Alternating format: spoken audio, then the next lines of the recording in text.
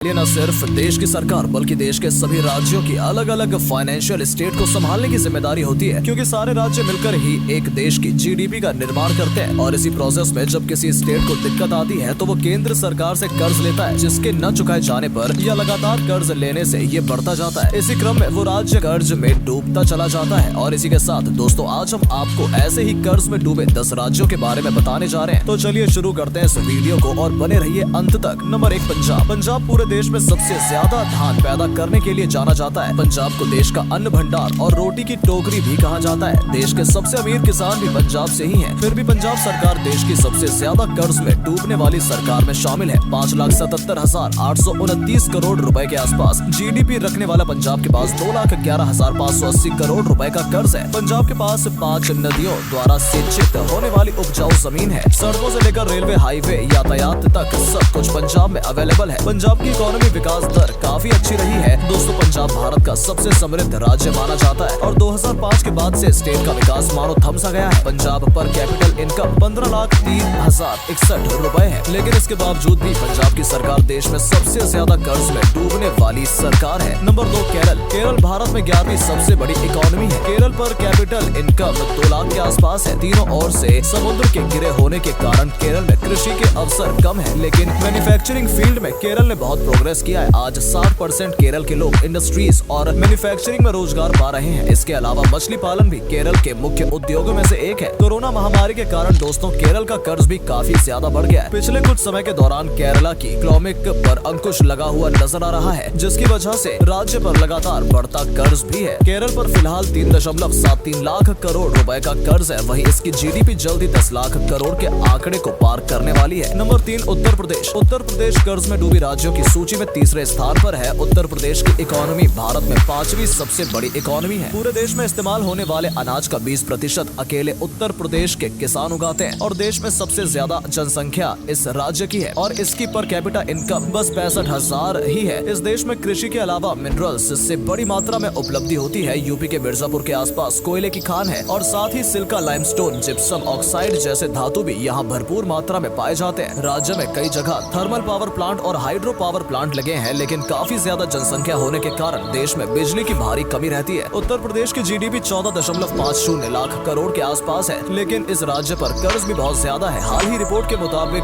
उत्तर प्रदेश सरकार पर 6,11,000 करोड़ का कर्ज है। इतनी बड़ी संख्या में कर्ज चुकाना उत्तर प्रदेश के लिए बिल्कुल ही आसान नहीं है, लेकिन सरकार द्वारा राज्य में पर्यटक विभाग को तेजी से बढ़ावा दिया जा रहा है, जिससे इसकी अर्थव्यवस्था और मजबूत हो रही है। नंबर 4, आंध्र प्रदेश। आंध्र प्रदेश भारत के दक्षिणी पूर्व छोर पर स्थित एक नदी राज्य है। ये राज्य अपने मंदिरों के लिए न सिर्फ हिंदुस्तान में बल्कि पूरे विश्व में प्रसिद्ध है। दोस्तों, आबादी के अनुसार आंध्र प्रदेश भारत का 10वां सबसे बड़ा राज्य है। पिछले कुछ सालों में आंध्र प्रदेश की इकोनॉमी भारत की सबसे तेज बढ़ती इकोनॉमी रही है। इसके अलावा वर्ल्ड बैंक द्वारा भी इसे काफी सराहना मिली है। आंध्र प्रदेश की इकोनॉमी सबसे ज्यादा एग्रीकल्चर पर डिपेंड करती है। आंध्र प्रदेश की जीडीपी 10,80,657 करोड़ रुपए और इस पर कर्ज लगभग 2,52,020 करोड़ रुपए का है। स्टेट की पर कैपिटा इनकम 1,12,764 रुपए है। Number 5, waste Bengal. 100 मिलियन से ज्यादा आबादी के साथ दोस्तों वेस्ट बंगाल भारत की जनसंख्या के लिहाज से चौथा सबसे बड़ा राज्य है। वेस्ट बंगाल देश की इकोनॉमी में मुख्य भूमिका निभाता है। एक टाइम पर यह भारत की राजधानी भी हुआ करता था और अन्य देशों के व्यापार के लिए वेस्ट बंगाल का बंदर का इस्तेमाल किया जाता था। आजादी के बाद से ही स्टेट फूड की डिमांड जरूरतों के लिए ही सेंट्रल गवर्नमेंट पर डिपेंडेंट रही है, क्योंकि ग्रीन रेवोल्यूशन बंगाल को छूकर भी नहीं निकला था। फिर भी 1980 के बाद फूड प्रोडक्शन में अच्छा खासा इजाफा हुआ है। पश्चिम बंगाल की जीडीपी 13.30 लाख करोड़ रुपए है, वहीं इसकी ग्रोथ 19.1% है। पश्चिम बंगाल का पर कैपिटा इनकम 1,30,426 रुपए। पश्चिम बंगाल चाय में भारत में सेकंड लार्जेस्ट प्रोड्यूसर है। इस देश की कुल खपत का 10% योगदान करता है। एग्रीकल्चर के अलावा इंडस्ट्री के मामले में भी कोलकाता संपन्न। वहीं इन सब के बावजूद वेस्ट बंगाल पे 3,93,700 करोड़ रुपए का कर्ज है। नंबर 6, तमिलनाडु। तमिलनाडु भारत की तट पर स्थित है। तमिलनाडु का नेट डोमेस्टिक प्रोडक्ट इंडिया में सेकंड लार्जेस्ट इकोनॉमिक का निर्माण करता है और महाराष्ट्र के बाद तमिलनाडु की जीडीपी सेकंड नंबर पर है। तमिलनाडु की 50% आबादी शहरी है। तमिलनाडु की जीडीपी 17.26 करोड़ रुपए। तमिलनाडु के ऊपर 8,61,300 रुपए का कर्ज है। इस तरह तमिलनाडु कर्जे की स्टेट लिस्ट में डूबा हुआ है। तमिलनाडु में उद्योग धंधे बहुत अच्छी कंडीशन में। तमिलनाडु की गवर्नमेंट स्टेट में सबसे बड़ी इन्वेस्टर है, जो कि 52% है और उसके बाद से प्राइवेट सेक्टर का कंट्रीब्यूशन एजुकेशन 29% है। Private sector the constitution percent है। तमिलनाडु का जीडीपी पर कैपिटा इनकम 1,82,125 रुपए है। नंबर 7 कर्नाटक। कर्नाटक दक्षिण पश्चिम क्षेत्र का एक राज्य है। कर्नाटक एरिया के हिसाब से दक्षिण भारत का सबसे बड़ा राज्य और भारत का छठा सबसे बड़ा राज्य है। कर्नाटक की इकोनॉमिक्स भारत में हाईएस्ट इकोनॉमिक्स में से एक है। कर्नाटक की जीडीपी पर कैपिटा इनकम 17,80,121 है। कर्नाटक पर 2,64,600 करोड़ रुपए का कर्ज है। यहाँ पब्लिक सेक्टर का बड़ी कंपनियां जिसमें हिंदुस्तान एरोनॉटिक लिमिटेड एक है जो कि इंडियन एयर फोर्स के लिए फाइटर एयरक्राफ्ट प्रोड्यूस करती है। अन्य इंडस्ट्री में स्पोर्ट्स बेस्ड